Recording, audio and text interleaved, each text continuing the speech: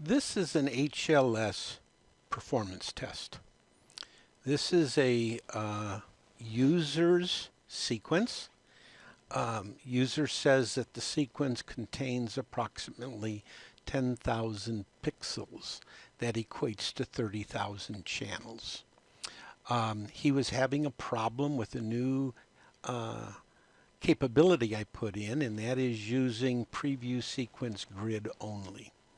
I did identify an issue with his that was not making itself known in my testing and some other people's testing. And just to let you know, it was looking hard for all the colors to use in the preview, and the preview is actually lagging quite a bit. So that was a big mistake that I had put in, and reevaluating what it was doing and what I was trying to accomplish, I did make a change. So what you're going to see here is performance based on that particular change. So the idea is when you go into preview or when you go into output, I need to be able to build the complete color intensity spectrum for all of the channels. Many of these things are layered. You've got background channels, you've got foreground channels that have to be merged together. You've got lighting channels which go in then and modify the intensity of the merged channels. So there's quite a bit of overlaying and channel manipulation going through it.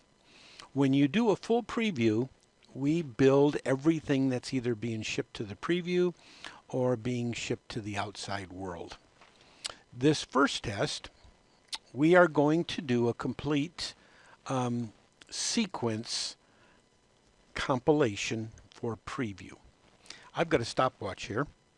So when I click this, we will see how long it takes. So here we go. The stopwatch is running. Hopefully I won't babble too much. This is kind of like being a DJ on the radio. Dead air is going to be the death of us.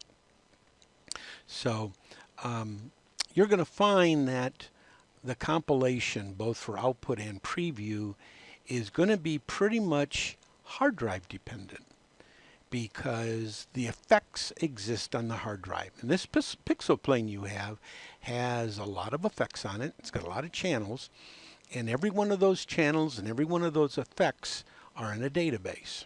And that means it's got to make a database access. So you're going to find the limiting factor for your speed is going to be your hard drive performance. Now, I happen to be running a solid state hard drive. So that's probably going to be a whole lot faster than possibly some of the hard drives that you're running if you're running standard rotational type of hard drives. So there we go. And the stopwatch says 1 minute and 2 seconds. So 1 minute and 2 seconds to fully compile 30,000 channels for preview. Now, the original user had this red chase here too. For my testing, I always like to make sure that I'm actually seeing what I think I'm looking at. So I replaced the front end of this megatree with just a solid white bar, so I can make sure that what I was looking at was actually what I thought. So here we go. And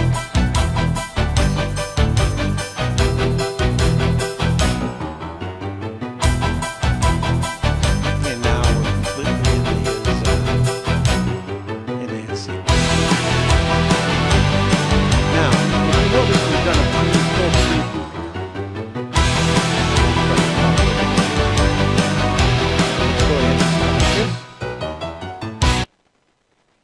Now we're going to measure. So that was 1 minute and 2 seconds to build up.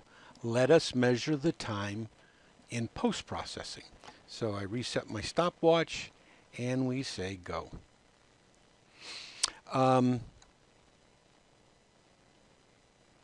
What you're going to find is when we do the preview of display grid only, we are only building what's in the display grid.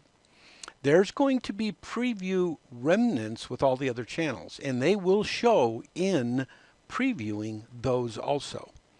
But they just won't, they're not guaranteed to be representative. So remember, when you use the short compilation method, the only thing that's guaranteed is what's on the display grid is guaranteed to be exact representation. Okay? We are at 46, and there we go. So coming down, we came down in 46 seconds. So it took us 1 minute and 2 seconds going up in preview, and it took us 46 seconds coming down. Now what we're going to do is we're going to come up and we're going to do this new capability, which is preview sequence grid only. And what it does is it guarantees that when you look at your preview, we're only going to compile here. So it should be a lot less than 1 minute and 2 seconds. That's the whole purpose of this capability. So we're going to click this, and we click the stopwatch. And we are running. We're at 4 seconds, 6 seconds, 8 seconds, 11 seconds, 13 seconds, boom. And we're at a little over 15 seconds.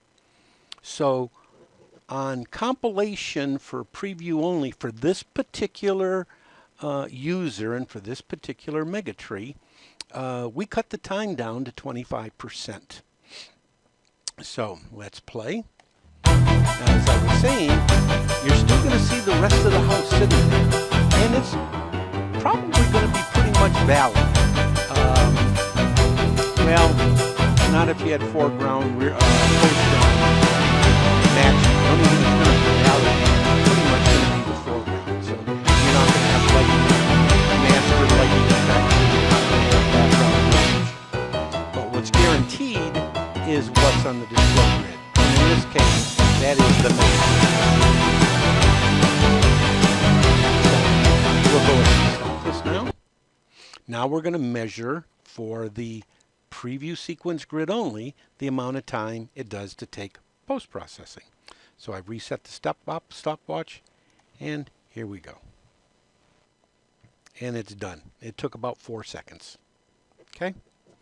So it took us about 4 seconds coming down. So if you look at the total time in this particular case for 30,000 channels, it took us 1 minute and 48 seconds round trip. If we're just looking at this particular display preview, round trip was a little less than 20 seconds. It was 19 something. So I hope you use the display preview only if you've got a big, a lot of channels and the time is too long for you. Think about using the preview for display only. Christmas is coming. Enjoy.